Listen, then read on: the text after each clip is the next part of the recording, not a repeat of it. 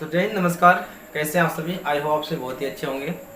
तो प्यारे साथियों, हम लगभग बहुत दिनों से वीडियो नहीं बना पा रहे थे। आप भी सोचते हैं सर जी कब का वीडियो बनाते हैं, क्योंकि देखिए अगर मैं बता दूँ रीज़न क्या है कि मैं अकेला हूँ, ठीक है ना, और सही से वर्क नहीं कर पाता हूँ। दूसरी बात क्या है कि बच्चों की मेरा ऑफलाइन बैच बहुत सारा चलता है, तो उसमें थोड़ा मैं व्यस्त हो जाता हूँ। और हम भी तो एक इंसान है ना, जो कि उतना अकेला नहीं कर पाते, थक जाते हैं। तो चलिए, जो भी है कोशिश करेंगे आप सभी को आस्ते आस्ते वीडियो देने का, ठीक है ना। तो देखिए, हमारा चैप्टर चल रहा था 2, जिसका नाम क्या था? श्वसन, रेस्पिरेशन था, है ना। तो क्या था कि इसका पार्ट 1 और पार्ट 2 बिल्कुल कंप्लीट हम बना दिए हैं। आज जो हमारा होगा पार्ट 3, बिल्कुल आज का हमारा क्या हुआ, लास्ट पार्ट होगा, ठीक है ना। आज का पार्ट में जो है ना, आपका आज का वीडियो में आपको पूरा कंप्लीट आपका ना चैप्टर 2 खत्म हो जाएगा बायोलॉजी का। तो चलिए क्लास को करते हैं स्टार्ट। तो आइए आज का सवाल यहाँ शुरू करते हैं। प्रश्वास और उच्छ्वास के सम्मिलित रूप को श्वासोच्छ्वास कहते हैं। यानी कि प्रश्वास का मतलब होता है बच्चों, देखिए प्रश्वास का मतलब होता है सांस लेना, उच्छ्वास का मतलब होता है सांस छोड़ना, है ना। सांस लेना और सांस छोड़ना, सांस लेने और सांस छोड़ने की प्रक्रिया को हम लोग क्या बोलते हैं?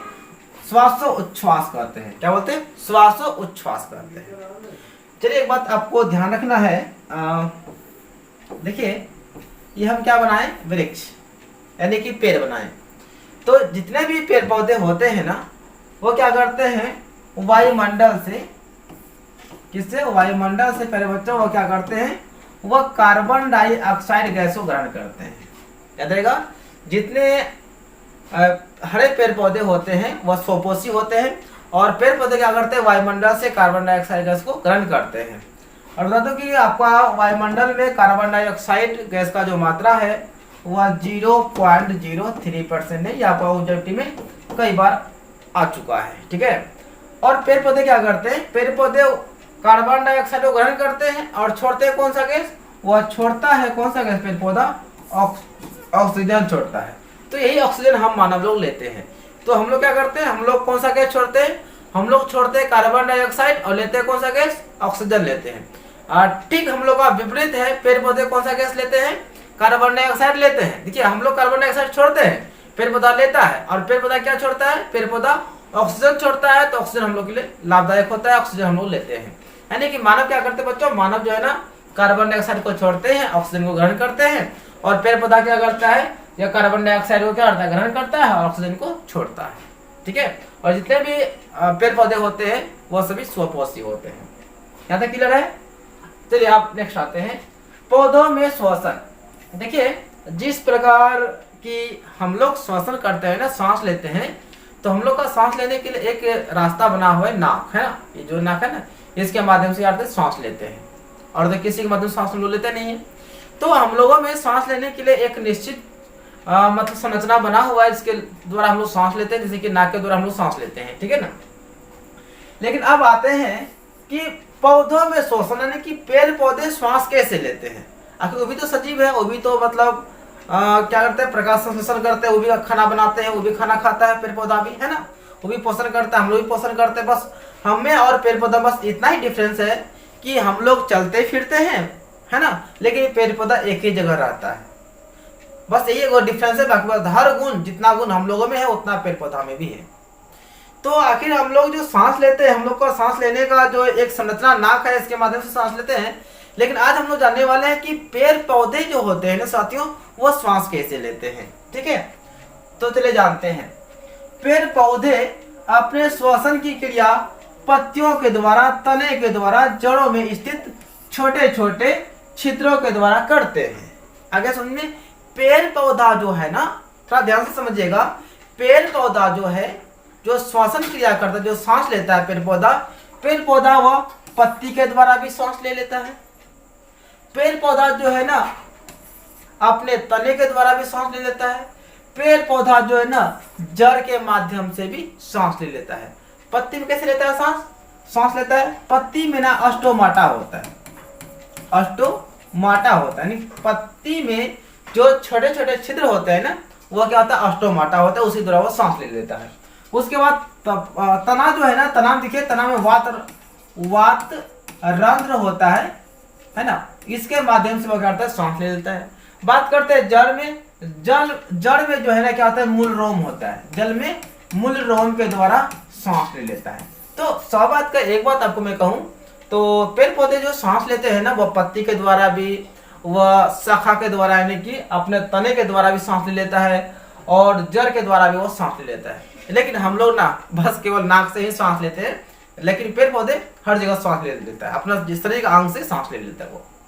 आगे समझ में, पत्तियों में, चलिए आपको यह समझा दिया ना, एक बार फिर से समझा देता आपको। पत्तियों में रंध्र पाए जाते हैं जिसके द्वारा पेड़ पौधे सांस लेते हैं। आपको अभी जस्ट पता था ना कि पत्ती जो होता है ना साथियों, देखिए पत्ती जो होता है ना, ये जो पत्ती होता है ना, इसमें छोटे छोटे छिद्र होते हैं जिसको हम लोग क्या बोलते हैं, रंध्र कहते हैं, ऑस्टोमाटा कहते हैं। इसी के द्वारा वो सांस ले लेता है। क्लियर है। अब आते हैं तना के बारे में। आपको बता दिए थे ना, पत्ती में क्या होता है, छोटे छोटे छिद्र होते हैं जिसको हम लोग ऑस्टोमाटा कहते हैं। उस छिद्र के द्वारा वो सांस ले लेता है। उसके बाद तना में क्या होता है, वात रंध्र होता है। ठीक है ना, तो तने में वात रंध्र पाए जाते हैं जिसके द्वारा पेड़ पौधे सांस ले लेते हैं। तो समझ में आ गया, पेड़ पौधे आपका तना, पत्ती से भी सांस लेगा, पेड़ पौधा आपका तना से भी सांस लेगा। तो पत्ती में क्या पाया जाता है, पत्ती में ऑस्टोमाटा पाया जाता है ना। पत्ती में जो छोटे छोटे छिद्र होते हैं ना, उसको ऑस्टोमाटा कहते हैं, उसी तरह वो सांस लेता है। उसके बाद बोलेंगे तना में, तो पेड़ पौधा तना से भी सांस ले लेता है। तो तना में क्या पाया जाता है, तना में वात रंध्र पाया जाता है जिसके द्वारा वो सांस ले लेता है। चलिए अब आते हैं नेक्स्ट, जड़ में। जड़ों में मूल रोम के द्वारा गैसों का आदान प्रदान किया जाता है।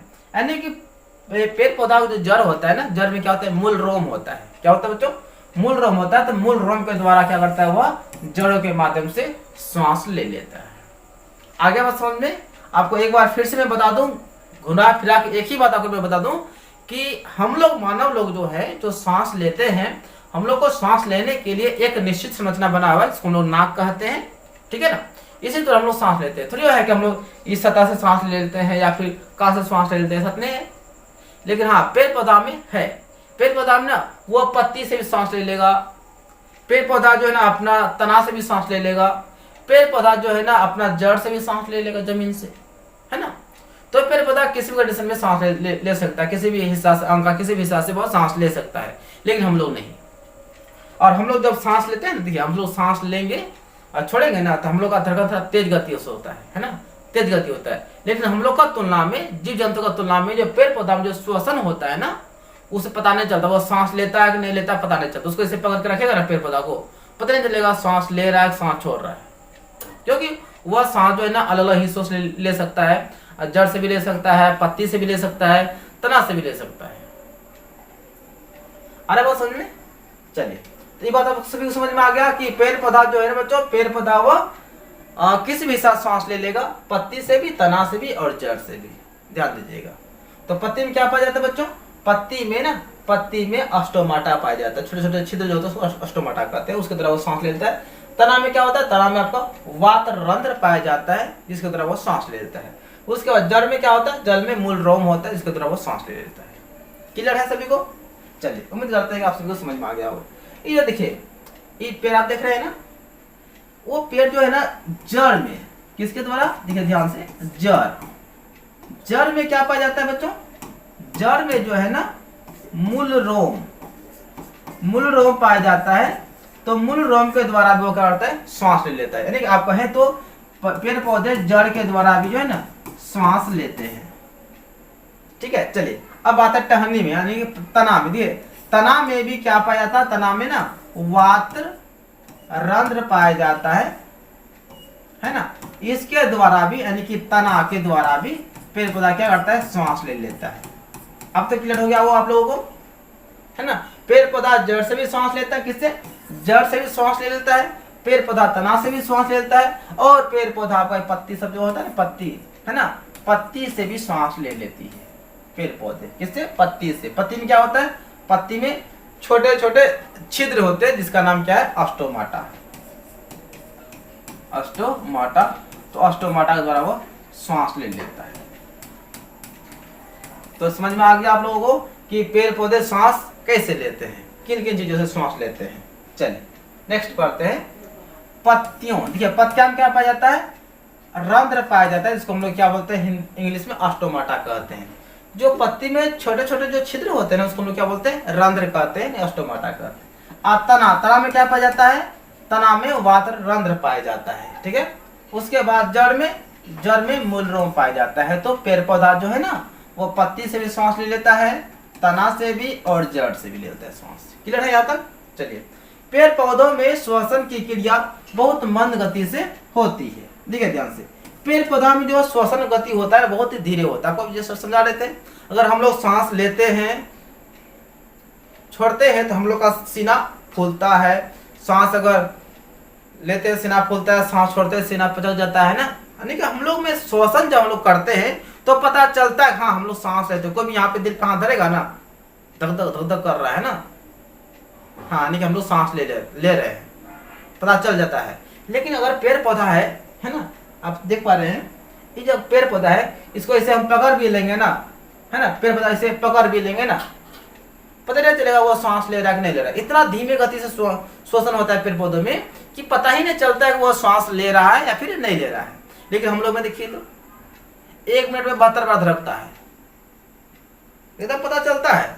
और जिस दिन पता नहीं चलेगा ना समझ जाइएगा कि सब्जी कहानी खत्म, है ना। हाँ चलिए आगे बात समझ में ना। तो वही है बच्चों कि पेड़ पौधों में श्वसन की क्रिया जो है ना, पेड़ पौधे जो सांस लेता है ना बहुत ही धीमे गति से होता है। इतना धीमे गति से श्वसन होता है पेड़ पौधे में कि हम लोग को पता ही नहीं चलता है कि पेड़ पौधा सांस ले रहा है कि नहीं ले रहा है। क्योंकि इसलिए पता नहीं चलता है क्योंकि उसका श्वसन लेने का तरीका अलग अलग है। वो जड़ से भी सांस ले लेगा, अब तो जड़ को नहीं पकड़ेंगे ना, हम जड़ से भी ले लेगा, तना से भी ले लेगा, पत्ती से भी ले लेगा।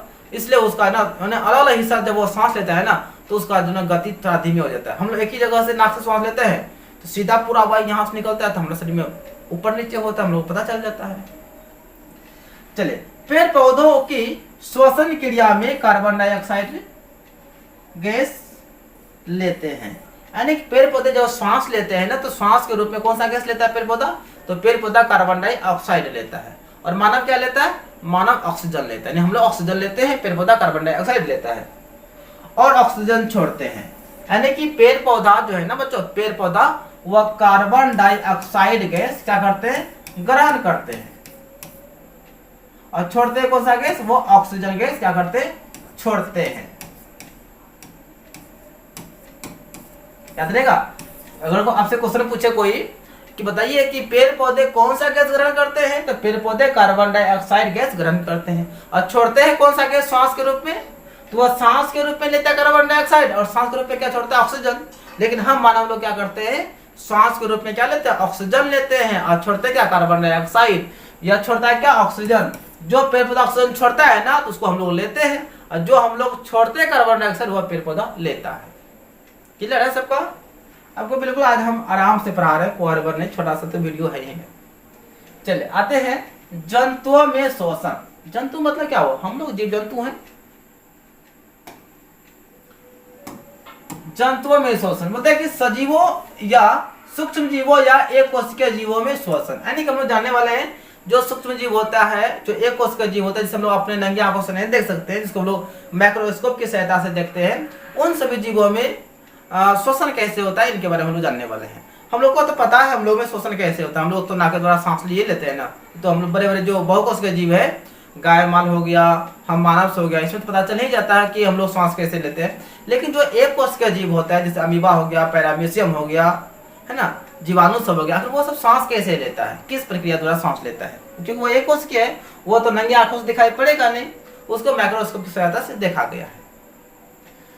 तो सूक्ष्म जीवों या एक कोशिकीय जीवों में श्वसन कैसे होता है जानते हैं। बोलता है सूक्ष्म जीवों में श्वसन विसरण विधि द्वारा होता है। किसके द्वारा, विसरण। विसरण का मतलब होता है शरीर के सतह से ही सांस ले लेता है।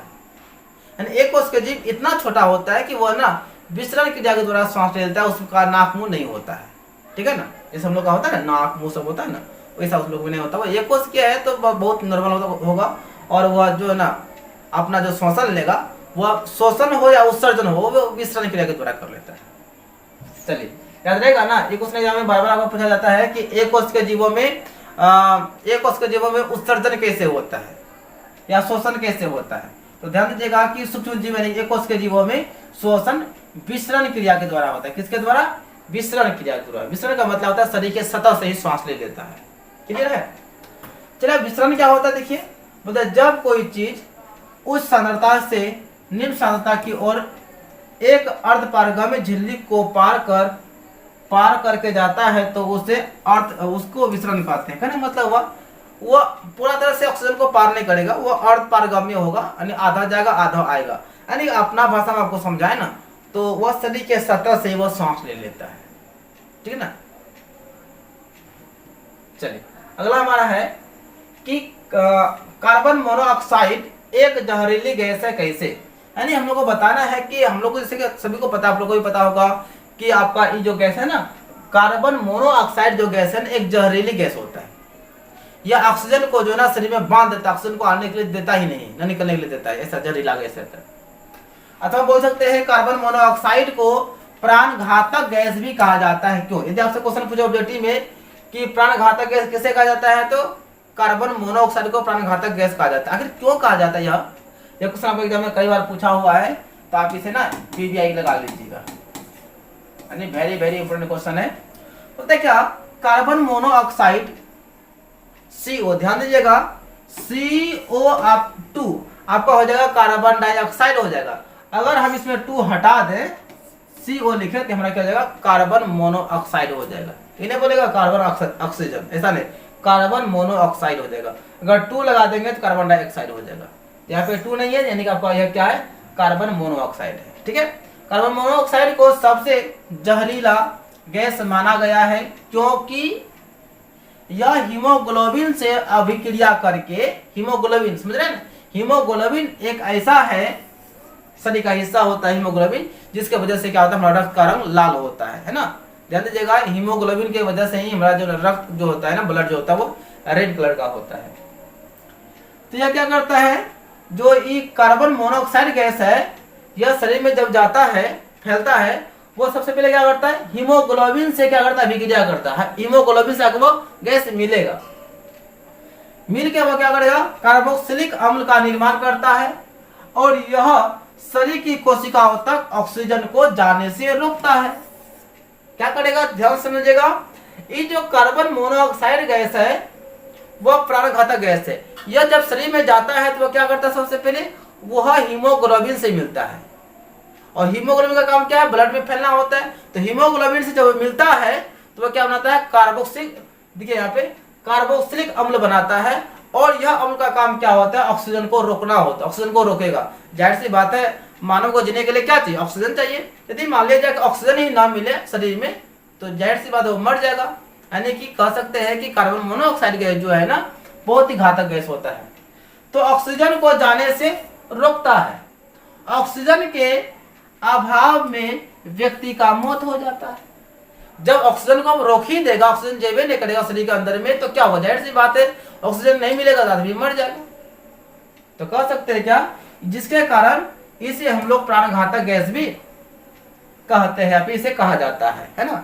यानी कि समझ में आप लोग को आ गया होगा कि इसको प्राणघातक गैस क्यों कहा जाता है, क्योंकि कार्बन मोनोऑक्साइड गैस जो होता है ना बच्चों, वह क्या करता है, शरीर में जब जाता है तो शरीर में पहले वह हीमोग्लोबिन से रिएक्शन करता है, हीमोग्लोबिन से मिलता है। हीमोग्लोबिन जब मिलता है तो वह क्या करता है, कार्बोक्सिलिक अम्ल का निर्माण करता है। वह कार्बोक्सिलिक अम्ल का काम क्या होता है कि ऑक्सीजन को रोकना होता है।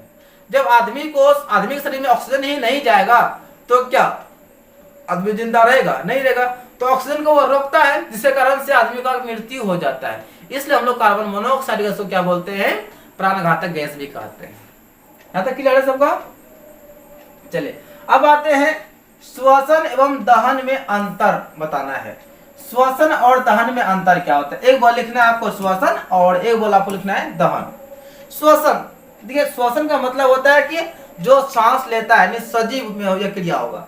दहन मतलब जलेगा, नहीं निर्जीव में क्रिया होगा। ठीक है, चले, यह क्रिया सजीवों में होती है। श्वसन क्रिया जो है ना, सांस लेना, जो है सांस लेना छोड़ना, ये किसमें होगा, सजीव में होगा।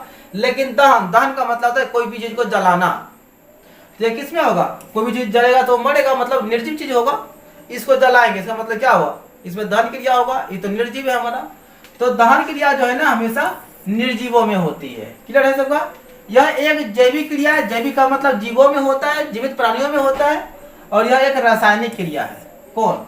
दहन हमारा क्या रासायनिक क्रिया है, यानी किसी भी चीज को जलाते हैं तो वह दोबारा लौट के नहीं आता, वो रासायनिक अभिक्रिया हो जाएगा।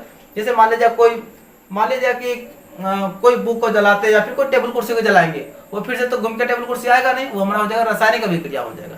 लेकिन हमारा जो श्वसन है ना, वह जैविक क्रिया है, यानी कि जीवों में होता है, जीवित प्राणियों में होता है श्वसन हमारा। श्वसन सजीवों का नियंत्रित प्रक्रम होता है। श्वसन जो है, श्वसन एक ऐसा प्रक्रिया है जिससे कि पूरा शरीर का नियंत्रण होता है। यदि श्वास सही से ना मिलेगा ना, हम लोग का कंट्रोल खो देते हैं, हम लोग नियंत्रण खत्म कर देते हैं। तो श्वसन के द्वारा शरीरों का क्या होता है, हमारा एक बैलेंस बना हुआ रहता है बोलता है। और यह जो दहन है ना, यह एक अनियंत्रित प्रक्रम होता है। अनियंत्रित मतलब कहां से कहां जल के खत्म हो जाएगा, करना कठिन नहीं है ना। ये हमारा क्या होता है, अनियंत्रित होता है। श्वसन मंद दहन का उदाहरण है। बोलते हैं श्वसन जो है ना, मंद दहन का उदाहरण है। तो श्वसन जो क्रिया होता है ना, वो धीरे धीरे मंद गति से होता है। लेकिन दहन, कोई भी चीज जलता है ना, पूरा आग लग जाता है, पूरा धिदोरा हो जाता है, तो यह तीव्र गति से होता है। कौन? दहन क्रिया जो है ना, कोई भी जो जलता है वह तेजी से होता है, दहन तेजी से होता है। चलिए आगे बढ़ते हैं। तो चलिए पहले बच्चों, आगे क्या आपका यहाँ पे हो गया स्टोव। तो देखिए आपका ना, आपका जो है ना, यह चैप्टर 2 जो था श्वसन, यह कंप्लीट हो गया। और हम बहुत ही शिद्दत से आपको पढ़ाए हैं, आराम आराम से पढ़ाए हैं, ठीक है ना। तो इसका जो है ना ऑब्जेक्टिव का पार्ट जो है ना आपका, हम कल लाइव में ही सुबह 9 बजे लेकर आपको हम पढ़ा देंगे ऑब्जेक्टिव इसका, ठीक है ना। उसके बाद आपका जो है ना चैप्टर 3 जो है ना आपको परसों से वीडियो मिलेगा, ठीक है। तब तक के लिए जय Hind, Vande Mataram, best of luck. आप कोशिश करेंगे आप सभी को टाइम पे वीडियो दिया जाए, ठीक है।